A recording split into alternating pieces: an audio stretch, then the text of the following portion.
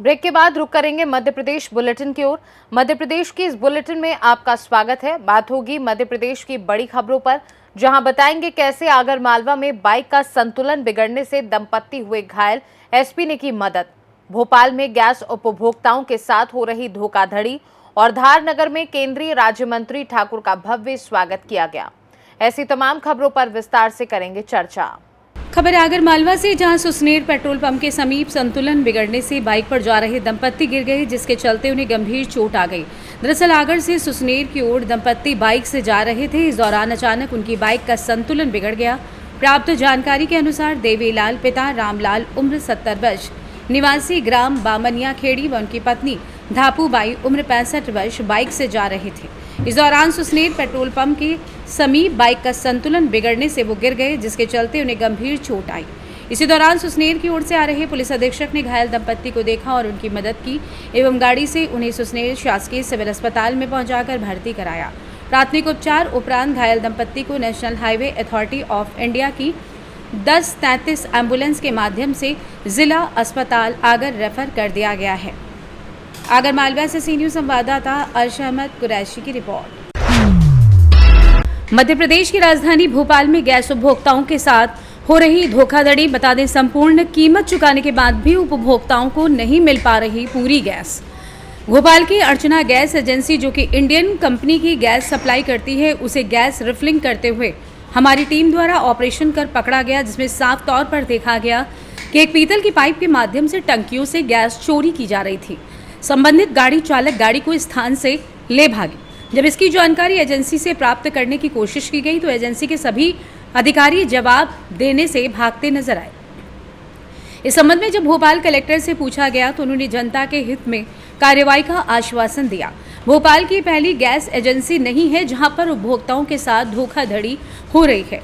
छुटपुट एजेंसियों को छोड़ दिया जाए तो कई एजेंसियों के कर्मचारी गैस रिफिलिंग करते हुए पकड़े जा चुके हैं।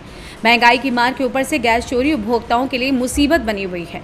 भोपाल कलेक्टर कौशलेंद्र विक्रम सिंह ने स्पष्ट शब्दों में कहा है कि इस प्रकार से अगर कोई गैस एजेंसी कर रही है तो उस पर कठोर कार्रवाई की जाएगी।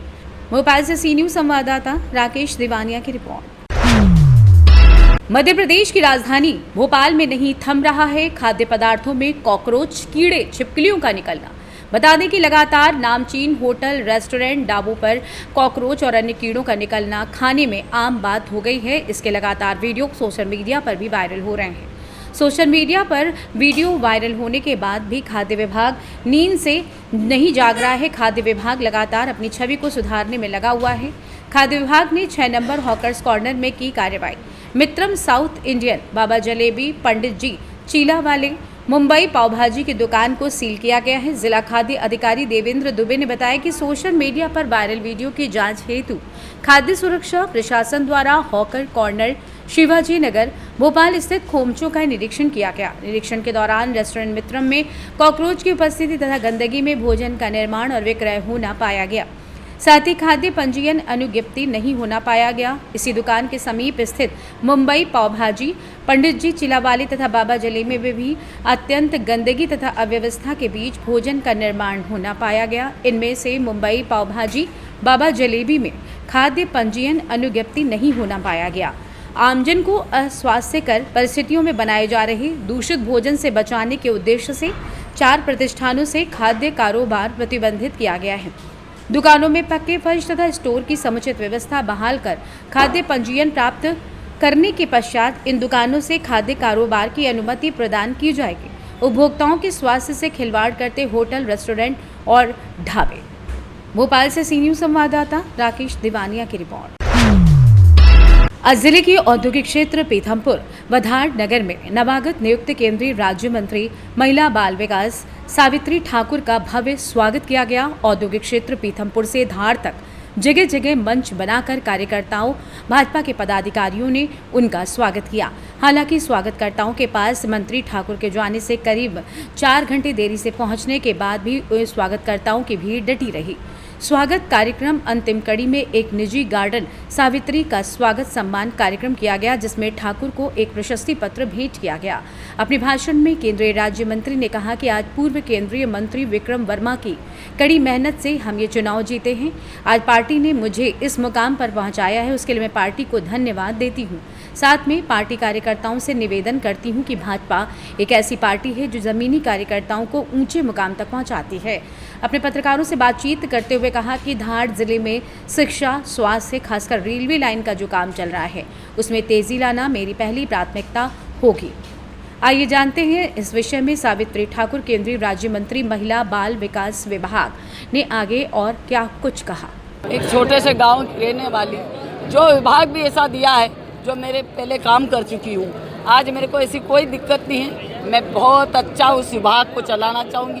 और जहाँ तक धार जिले का जो काम की बात है, मैं माननीय विक्रम वर्मा जी हैं हमारे वरिष्ठ नेता, उनके मार्गदर्शन में जो उन्होंने आज तक इस धार को ऐसी नगरी है जो कि हर व्यक्ति याद करता है, उस हिसाब से हम आगे इस धार में हम क्या क्या करने वाले हैं, कौन से जरूरी काम है। हमारे दो विधायक है, भाभी नीना वर्मा और हमारे कालू जीजा जी, सब साथ मिल के हम आगे इस धार जिले का कितना विकास हम कर सकेंगे। और जो हमारी रेलवे लाइन है, बहुत सारी चीज़ें जो स्वास्थ्य की है, शिक्षा है, ये हम अच्छे सुचारू रूप से चले और अच्छे हमारे यहाँ काम हो। जैसे मैंने गंदवानी देखा है, वहाँ पर कुछ व्यवस्थाएं जो स्वास्थ्य की नहीं है, इसी जगह मैं चाहूँगी कि लोगों को स्वास्थ्य सुविधाएं मिले। जैसे हमारे यहाँ एक नवोदय विद्यालय बड़े जिला होने के कारण एक है, हम उसका प्रयास करूँगी मैं कि उसको जल्द से जल्द, धार जिला आदिवासी जिला है, आदिवासी बच्चों को शिक्षा अच्छी मिले, स्वास्थ्य अच्छी मिले, महिलाओं को और बच्चों को, ये मैं प्रयास करूँ। धार से सी न्यूज संवाददाता प्रकाश जोशी की रिपोर्ट। गाडरवारा पुलिस को मिली बड़ी सफलता। बता दें 11 तारीख को साली चौका चौकी अंतर्गत हुई बुजुर्ग शीतल ठाकुर की अंधी हत्या से पुलिस ने आज पर्दा उठाया। पुलिस ने 3 आरोपियों को गिरफ्तार किया है, जिसमें मनीष चौक से 44 वर्ष निवासी वार्ड क्रमांक 2 ने अपने साथियों को 50,000 रुपए देकर हत्या करवाना पुलिस पूछताछ में स्वीकार किया है। आरोपी मुकेश लोधी और धर्मेंद्र ठाकुर ने बुजुर्ग शीतल ठाकुर को चाकुओं से कई बार वार कर हत्या करना स्वीकार किया। बता दें कि पुलिस पूछताछ में आरोपी मनीष चौकसे ने जमीनी विवाद होना बताया है। मनीष का कहना है कि हमने शीतल ठाकुर से कुछ जमीन खरीदी थी, जिसकी रजिस्ट्री शीतल ठाकुर की बेटी के नाम से की गई थी। अब हमारी जमीन अपने नाम से हम करवाना चाहते थे, पर शीतल ठाकुर हमारे नाम नहीं कर रहा था। समझाने के बाद भी जब वो नहीं तैयार हुआ तो हमने डराने की नीयत से हमला करवाया, जिसमें शीतल ठाकुर की मौत हो गई। आइए जानते हैं इस विषय में एडिशनल एसपी नागेंद्र पटेरिया का क्या कुछ कहना है। साली चौका में शीतल ठाकुर की नृशंस हत्या कर दी गई थी, जिसकी रिपोर्ट दिनांक 11/6/2024 को दर्ज करवाई गई थी। और इस संबंध में पुलिस ने हत्या का अपराध दर्ज करके अनुसंधान किया। अनुसंधान में जो तथ्य है, उन तथ्यों के आधार पे आरोपी मनीष उर्फ बबलू, मुकेश पिता मुन्नालाल लोधी, धर्मेंद्र पिता होतीलाल, इनको गिरफ्तार किया गया है। इसमें जो मनीष चौकसे है, ये इस हत्या के अपराध का सूत्रधार है। इसके कहने पर मुकेश और धर्मेंद्र ने हत्या की है। अनुसंधान में ज्ञात तथ्यों के अनुसार मनीष चौकसे के द्वारा एक भूमि मृतक के परिजन, इसके फैमिली में एक लड़की, उसके नाम से परचेज की गई थी। और वो मनीष चाहता था लैंड को ये बेच दे, बट ये लड़की जो है वो मतलब ट्राइबल पक्ष से आता है और वो इस बात पर सहमत नहीं थे।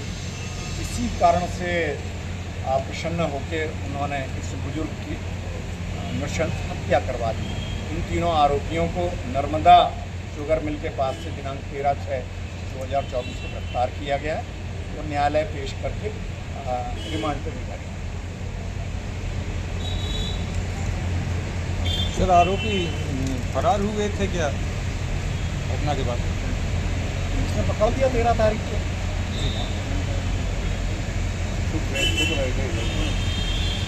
था, कहीं बाहर नहीं थे। 2024 को शीतल ठाकुर नाम के एक व्यक्ति जिसकी आयु 65 से 70 वर्ष के आसपास थी, उसकी नृशंस हत्या 2 व्यक्तियों ने कर दी थी। इस संबंध में हत्या का अपराध पंजीबद्ध किया गया और अनुसंधान के उपरांत 3 आरोपी मनीष, मुकेश और धर्मेंद्र को गिरफ्तार किया गया। इसमें जो मनीष नाम का व्यक्ति वो फाइनेंसर है और हत्या करने वाले मुकेश और धर्मेंद्र नाम के व्यक्ति हैं। कारण ये अनुसंधान में ज्ञात हुआ कि मनीष ने एक लैंड खरीदी थी और उस लैंड का नाम रिकॉर्ड पे जो मृतक है उसकी पुत्री के नाम से था और वो उसको बेचना चाह रहा था और वो बेचने नहीं दे रहे थे। इसी बात से क्षुब्ध होके उन्होंने इस शीतल की हत्या कारित की। सर लोन फाइनेंस किस रूप में हुआ था? ये लोन फाइनेंस करवाया इन्होंने, बैंक से करवाया। सर इनके परिजनों को जानकारी नहीं थी इस लोन के बारे में? ये हम इस पर इन्वेस्टिगेशन कर रहे हैं अभी। और अन्य कारण नहीं क्या? अभी तो प्रत्यक्ष में यही कारण दिखाई दे रहा है। इतनी बड़ी प्रॉपर्टी के नाम से क्यों ली थी? ये भी इन्वेस्टिगेशन का पार्ट है क्योंकि ये ज़मीन जो विक्रेता है वो किसी आदिवासी ने बेची थी और ये ओबीसी से हैं या सामान्य वर्ग से हैं, तो ये बिना कलेक्टर की परमिशन से क्रय नहीं कर सकते थे। तो निश्चित रूप से उन्होंने जो मृतक है उसकी बेटी के नाम से संपत्ति क्रय की थी। कितने आरोपी हैं?